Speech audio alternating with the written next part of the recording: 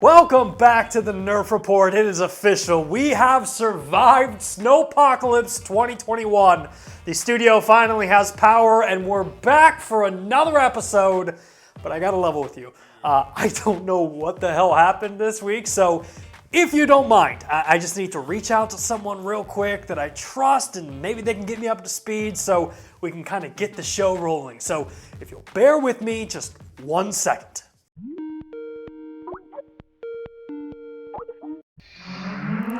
Hello. Caleb, it's good to see you. That's good to see you too, Bryant. Look, man, I've been out of pocket this entire week playing real-life free climb, so if you don't mind me asking, what did I miss this week? Well, how much time do you have?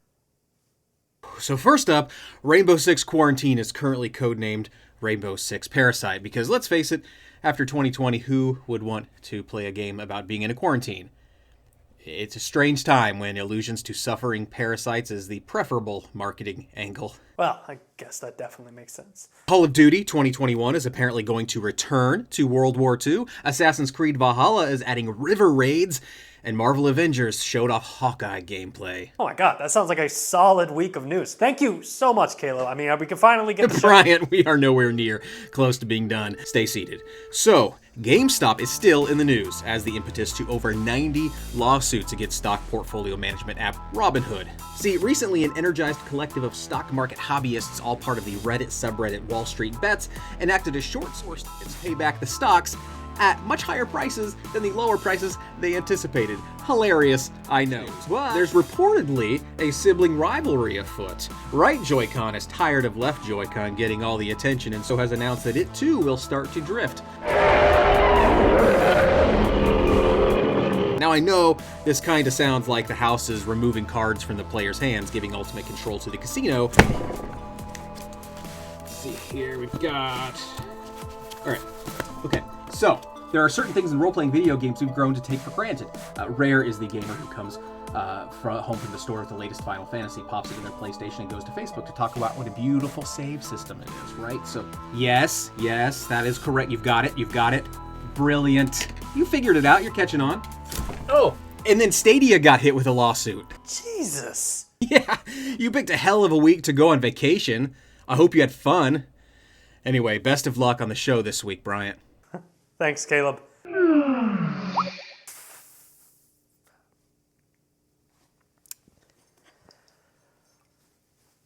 gonna need a minute. Are you listening? Welcome back to the Nerf Report. My name is Bryant. We've got a great show lined up for you this week. How about Caleb Ross? Shout out to Caleb. I'm a big fan of his YouTube channel, and when he was willing to come on the show this week, I was extremely humbled and honored. The whiskey's already getting to me. I should not have used real whiskey for this sketch. Anyway, I have linked all of the information about Caleb in the description down below. YouTube channel, Twitter, please do me a favor, support him. He is a fantastic creator. But before we jump into this week's news, let's talk about the games that came out this week in a reoccurring segment that we like to call Games You May Have Missed.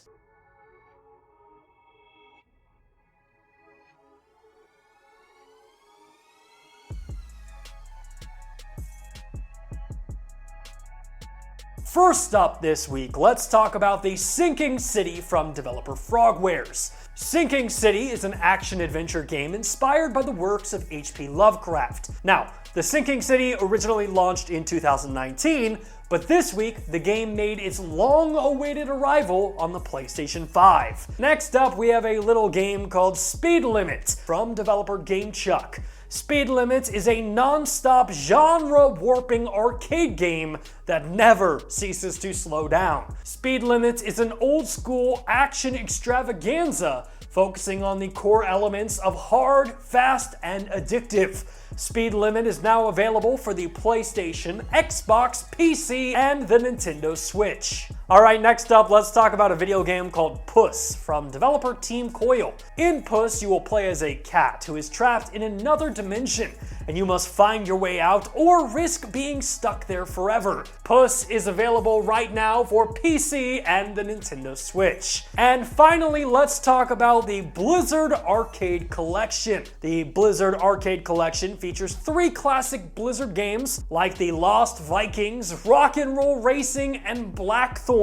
All of these games have been reproduced for current and previous gen consoles, and the Blizzard Arcade Collection is currently available for PC, Nintendo Switch, PlayStation, and Xbox. And as always, a ton of games launched this week, and these are just a sampling of what we thought you should know about. But the question must be asked, did we miss anything important? Make sure to let us know what you've been playing in the comment section down below.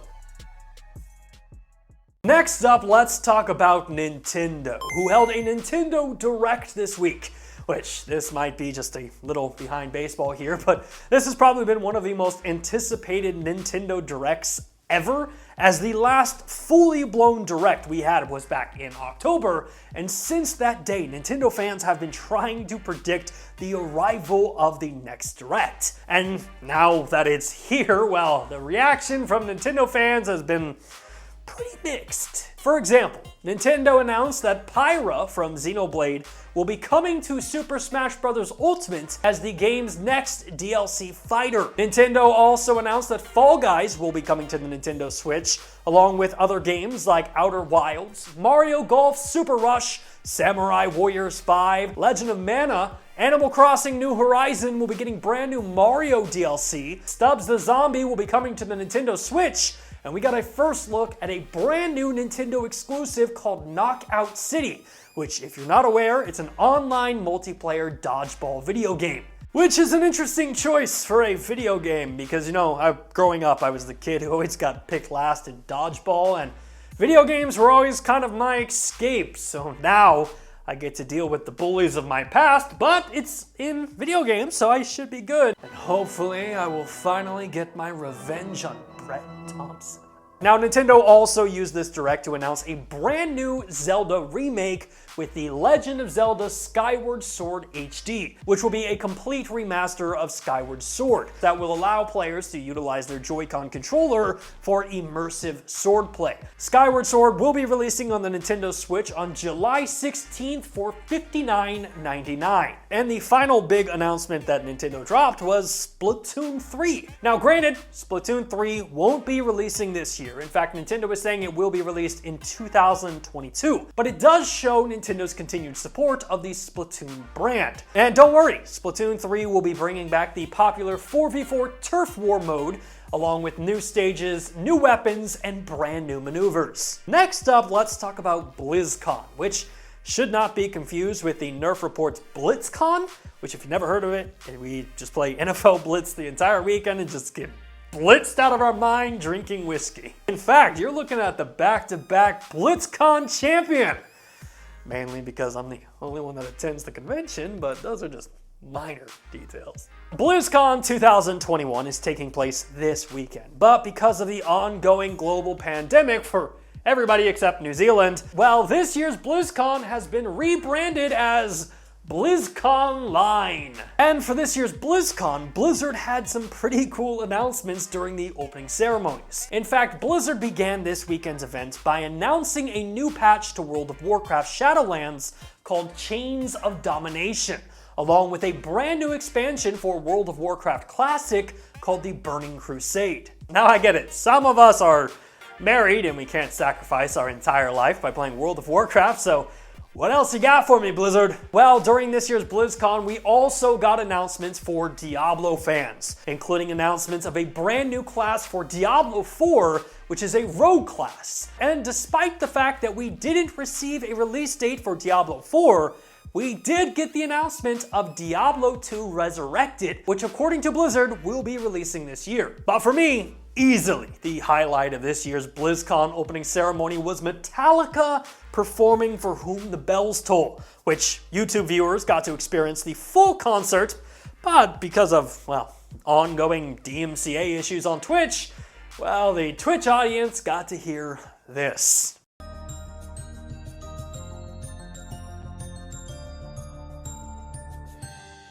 And finally, for this week's show, let's talk about Silent Hill. Probably one of the most famous horror franchise from famed video game developer Konami. The original game launched in 1999 and has since led to 11 other Silent Hill games, comic book adaptations, novels, and 2 movies. And what is really surprising about Silent Hill is that the last game that released was in 2012. That's almost 10 years ago. In fact, in 2014, a demo called PT was released that ended up being a test concept for a brand new chapter called Silent Hills. However, this game would eventually be canceled and never went beyond being more than just a demo. Now, I bring all of this up because this week it was revealed that developer Konami might be working on multiple Silent Hill titles. This news comes from the Video Games Chronicle, who quoted multiple sources that believe that there are multiple versions of Silent Hill games being outsourced by Konami. In fact, VGC stated that Konami has already outsourced Silent Hill to a very prominent Japanese developer, with that very said game being revealed this summer. In fact, the rumor of multiple Silent Hill games being under development were even more solidified when the CEO of Bloober team told GameIndustry.biz, "We've been working for more than a year on another gaming project, another horror IP. And we're doing this with a very famous gaming publisher. I can't tell you who, I can't tell you what this project is, but I'm pretty sure when people realize we're working on it, they will be really excited." And granted, this doesn't mean that Bloober team is working on a new Silent Hill game, but as VGC points out, earlier this month, YouTube channel The Great Debate published a video in which Silent Hill composer Akira Yamaoka claimed that he was working on a second project with Bloober, in addition to working on the soundtrack for the medium. And I have to be honest, the idea of Bloober team working on a brand new Silent Hill game is extremely exciting, as the medium might be one of the most innovative and fresh horror games in recent memory. And seeing how good the medium was, I fully trust this developer to handle a new Silent Hill game. But unfortunately for us, Bloober team and Konami have yet to comment on this, leaving all of this pretty much in speculation. But let's be honest, a fan of horror video games can dream, right? Well, that is going to wrap up this week's episode of the Nerf Report. Thank you again for joining us, and a special thank you to all of the Nerf Report best friends who make content like this possible. And please don't forget, special shout out to Caleb Ross, who joined us on this week's show. Head on to the description, check out his channel, subscribe, like, and view all the content. And until next week, my name is Brian. Thank you so much for joining us. This has been the Nerf Report. Hey, thanks again for checking out our channel. If you like what you saw and you want to see more content just like it, which who wouldn't, hit the subscribe button right there. And while you're down there, hit the like button. Maybe even consider becoming a Nerf Report best friend, just like the people listed down below did. In fact, don't you want to see your name there? I know I do.